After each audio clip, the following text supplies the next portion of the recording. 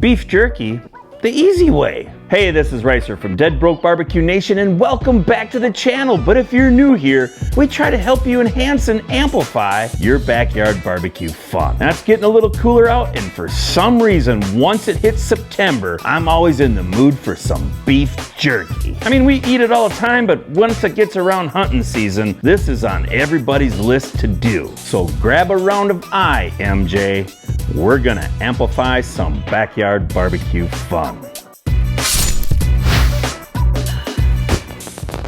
When it comes to making jerky, you always want a really nice piece of lean meat. My go-to is always eye of round, and I always get choice cut. You don't want a bunch of marbling when it comes to actual jerky itself. This is one of the only times where fat actually doesn't equal flavor. And to trim up this fat, I'm using my dowel strungs because this is a really nice sharp boning knife, and it works great for getting that silver skin off. Just skim that knife right on the inside, cut one way, and then you can come right back the other way. And that's not a lot of waste. Now I started out with just over 11 pounds, and everything that I need is right in this box from PS Seasoning. They actually have enough ingredients in this box to do 15 pounds, and it's like 10 bucks. And the reason why I have 11 pounds is because I figured I'd trim off about a pound of waste. You don't want any of that stringy stuff stuck in your teeth. If it's fibers of meat, that's different. So I have 3 of them done, and this is my pile that I've started so far. This one's got a little bit more fat. Just take your time when you're doing this. Try to get as much of this off as you can. These eye rounds are all trimmed up. Now we gotta put these on this wire rack, and we're gonna put them in the freezer and cool them down for about an hour and a half so it stiffens them up a little bit, so when it comes to actually cutting out the slices, it's a lot easier. This eye round has been in the freezer for an hour and a half. Now it's time to go ahead and slice it up. And I'm using my actual deli slicer to do this project. Now you can use a sharp knife and go ahead and cut them into 1/4-inch strips if you want to. I've got this piece of equipment, I'm gonna use it. I'm going kind of the traditional way or old school where they slice it with the grain. You can go across the grain, and that's fine. It's gonna be a little bit more tender. I actually like it when you take that piece of jerky and you pull off that big piece. The grain is running this direction, so that's the way we're gonna put this in. Put a little pressure on it, not much, but just a little. We're gonna turn the power on, and now we're gonna start to slice. This is a nice 1/4-inch, and that's gonna be a decent size piece of jerky. Now when you're cooking, you wanna reduce this down to 50% the size. This big piece here, ain't gonna be very big when it's done. I'll get the rest of these all sliced up, and then we'll start making our marinade. Our meat's all sliced up. Now it's time to do our marinade. In this box from PS Seasoning, it's giving us all the measurements that we need for up to 15 pounds. Pop open the box, get out our seasonings. But again, we're only doing 10 pounds, so we only need 2 cures and 2 seasonings. This is our seasoning, and this is our jerky cure. You need 1 cup of cold water for each batch of 5 pounds. And we measured out 2 cups of cold water. Start with our first pack of seasoning, get that in. And they call this one buttery prime rib jerky. And I can smell the butter. Get our next one in. Just gonna add a little bit of water, and we'll stir it up so it's easier when we get everything else in here. Get our cure packs in. 1 and number 2. Add the remainder of our water. And you're gonna wanna mix this up thoroughly, so been here for a while. Our cure and our seasonings are all mixed up. Now it's time to get this meat coated up. Put a few pieces in at a time, and then we'll swashbuckle it around a little bit. That's good. We just wanna start getting it kinda coated, just like clothes in the washing machine. Get it spun around. You want the marinade to make sure that it's touching all the meat. Take from the bottom and move it up to the top. Now we'll take this big 2.5 gallon bag that I got, and we'll start putting a few of these pieces in so we don't have to work so hard when we're getting these covered. Make sure it's got that marinade all over it. Finish up that last 5 pounds. Agitate these up a little bit. And like I said before, there's not a lot of work to this. A little bit of time, but well worth it at the end. There is the last of our marinade, and man almighty, am I a messy Marvin, but oh well. Washes up. We'll dump just a little bit of the marinade on top. Put a new set of gloves on. Off my handy FOD. Now if you haven't already, this is a good time to subscribe to the channel. And I want to thank all of my Patreons and people that have joined the membership on Dead Broke Barbecue. Without you, I can't do videos like this. And if you haven't already, make sure you check out our Dead Broke Barbecue Nation on Facebook. Great place to ask questions and learn and teach other people. Get this bag wiped down a little bit before I put it in my fridge. I am gonna put it on a wire rack. Now, on this part, we wanna get all that air out of here and get this as tight as we can. Get that squeezed down. The more air you get out of it, the better it's gonna be. That ain't too bad. That'll work. So we're gonna put this back in the refrigerator and let it marinate for 12 hours. I'll see you tomorrow when it's time to get this jerky under some smoke.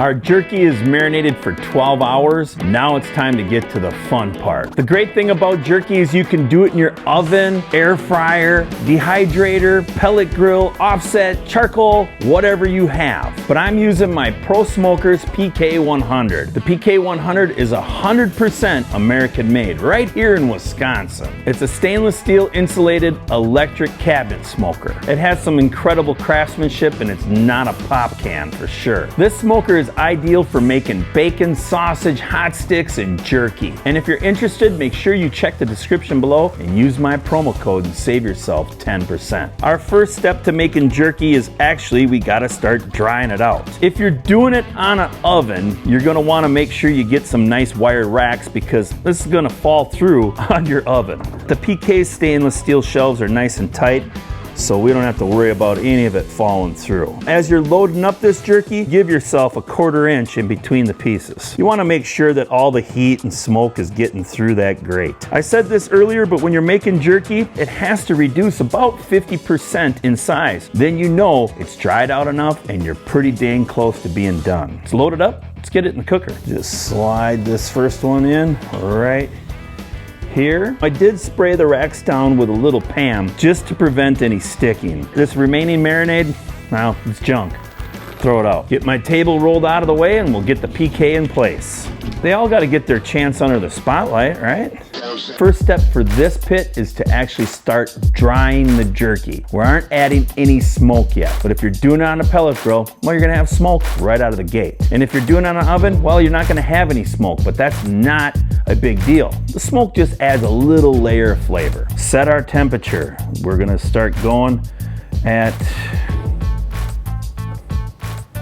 140 set, and then we hit both these buttons and it's going to show us the temperature in there. Right now it's running at 66 degrees. So basically it's a beautiful day here in Wisconsin. Now we're also going to adjust our dampeners on this one. Close the bottom dampener and we're going to close our top dampener also. I'm going to dry this jerky for about an hour, hour and a half, but I'll bring you back when it's time to add some smoke. My hour and a half timer went off. At 45 minutes in, I rotated these racks 180 degrees and brought the ones from the top down to the bottom. I'm gonna rotate these racks again, but we're also gonna flip over each piece of jerky. Just take this rack out, flipping these over because we want that juice to get off from there. This will help that drying process speed up a little bit. Now there's obviously a lot of moisture on here. Now that I have them all rotated, it's time to put in our sawdust for our smoke. Now you can see that I have a big bag of sawdust. And we're not adding a ton of smoke, so we don't need a ton of sawdust. But one thing you gotta make sure that you do is you get that sawdust damp, or it's just gonna burn up quickly. You want it to smolder. Now you don't want to add too much water, you just want this sawdust nice and clumpy. Just mix this sawdust up a little bit, and this is mixed up pretty good. Take our sawdust and we're going to place it right on top of that heating element.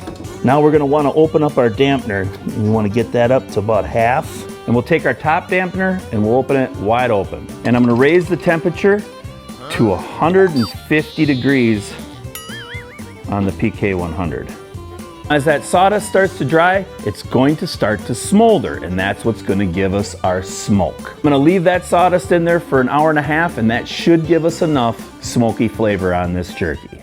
My hour-and-a-half timer went off in the pit while we're all out of sawdust, so it stopped smoking. For all of you that are doing it in the oven, well, the smoke doesn't matter, but you're still gonna wanna rotate them. But if you do own the PK100, put on a hot glove because you're gonna take your sawdust pan out. Really no sense to have it on top of that hot plate anymore. Oh yeah, we're starting to dry nice. You can even see some little bit of shrinkage on these racks for sure.